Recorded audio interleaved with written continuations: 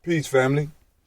This is Brother Hot Tim coming at you from Gye-Nyame Journey in an undisclosed location with a rare podcast over the last 3 years because I haven't done just a podcast, but I need to do it a little bit more so that I can kind of get you up on some of the thoughts that are going on in my mind and to keep you up with what's going on with the building as far as Gye-Nyame Journey Media. I developed the concept of Gye-Nyame Journey Media after really realizing that although there is a black voice, that black voice does not always resonate with black people. And it doesn't resonate with black people because it does not directly address our needs. So I want to drop this little thought on you. And it's about listening deeper. And it's a story that's been on my mind and on my heart for a while. And I wasn't able to record it when I wanted to record it because soon as I sat down, life got in the way. Issues start popping up. Fires need to be put out. So I'm going to take this little bit of time that I have right now and put down this story because I think it's important that we start learning to listen deeper. I'm really putting this podcast down for those young people that might be listening to me, or those young people who are young now, but one day, maybe 10, 15 years down the line, they're going through some of my old stuff, and they might stumble upon this. So, 15 years after I taped this, how you doing? How's the world? I hope that the things that we, my generation, put in process are starting to show the fruits. And your life is benefiting because it was my job. I take it personal. Everybody else, that they want to put themselves in, but I feel it's my job to create a space, create time, and hopefully have left you some resources. Not saying that I'm dead 15 years from now, but just saying, hopefully we have started receiving the fruits of this struggle. This is about listening deeper. So, family, the story starts strangely with my relationship with musicians. I have master musicians in my circle. And I noticed that they listen to music differently than I do or I did until I was exposed to them. If they were listening to jazz and jazz was their thing, and they also played jazz, there was certain music in the jazz or certain sounds in the jazz that I was not aware of. And they would strive to make sure that this music or that idea or that sound that was there, that they would be able to share. And I'm like, I didn't notice all that was going on. Because through them mastering their craft, they learned to listen to music deeper. And they were able to get the hidden or the deeper message inside of the music. And I'm not a musician. And one of the things that I believe that I am able to do, or that I have, in a sense, mastered, is watching and learning from people and learning from stories. So this story goes into this because just like a musician is able to listen deeper to music, I think that many of us may need to take the time to learn to listen deeper to each other and listen deeper, especially to some of our elders. And this story will explain why. So, when I was younger, I was living with my grandparents while I was in high school because my mom moved to Columbus. And I was coming up, and we had a section of our course, as far as history or social studies or whatever it is, but they would constantly go over this thing called the Great Depression, and they would show us pictures, and it looked bad. And you would hear about individuals on the day of the crash, people committing suicide, and how terrible it was for America, and how everybody in America was affected by this thing called the Great Depression. Looking back now, I'm able to look at the pictures and realize that I didn't see a lot of faces that looked like me.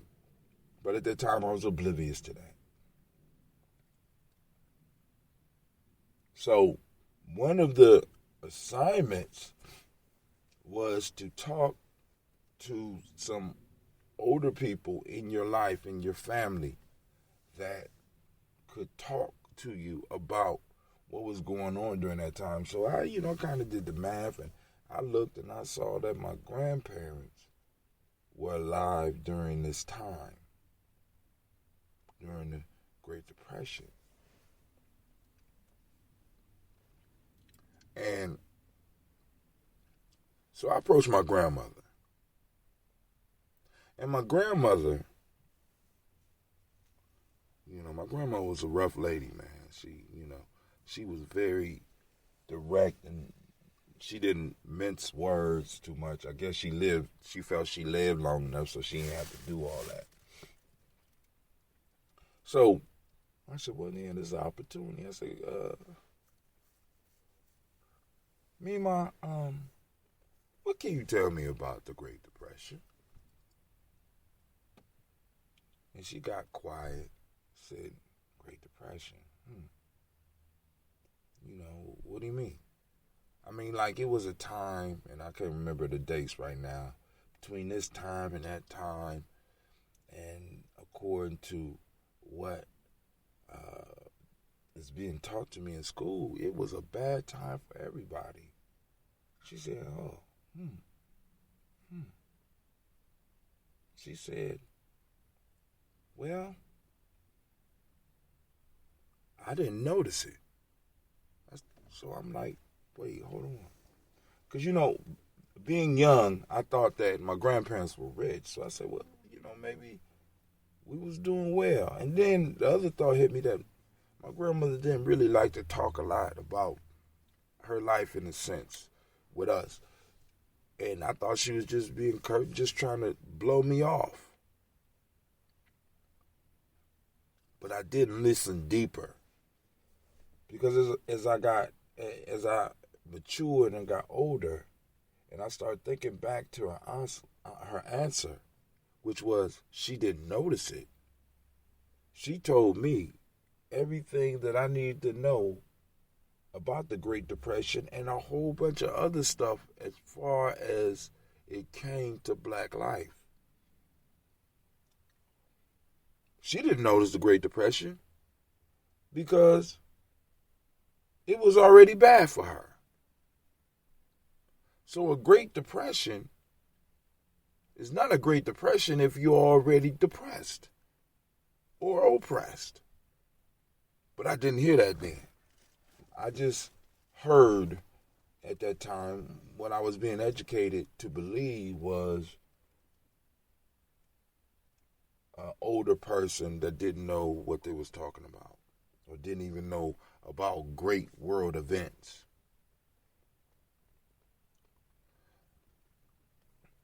I wasn't able to, at that point in time, I hadn't mastered listening. I hadn't mastered being able to listen and get the deeper message. So World War II came up in one of my classes. And, you know, my grandfather was alive during World War II. And I asked him, I said, people, you went to World War II. You know, I heard that, you know, it was bad over there. He said, well, they wouldn't let me out the kitchen. I was peeling potatoes. They ain't let black men fight like that. I said, what? Oh, yeah. I said, wow. But right then, he told me everything that I needed to know about World War II when it came to black people and black life in America at the time. But I wasn't able to listen. I wasn't able to hear the undertones. I only heard the surface tune of what they were saying. I wasn't able to go deeper and really grasp an understanding of what they were saying, what they was illustrating for me. Oftentimes when we're talking to black folks about events in history, especially when it comes to our elders directly that aren't necessarily as studied, quote unquote studied, as some of those that we consider great historians. One of the things that we discount are these people's direct contact in the time and their direct experience, which fell on the fact that they was black in America. They didn't notice the Great Depression. World War II didn't really involve them because this is about white people fighting for territory, dominance, the ability to be the next individuals on the top of the totem pole of white supremacy. My elders and my family were not deeply involved in that struggle.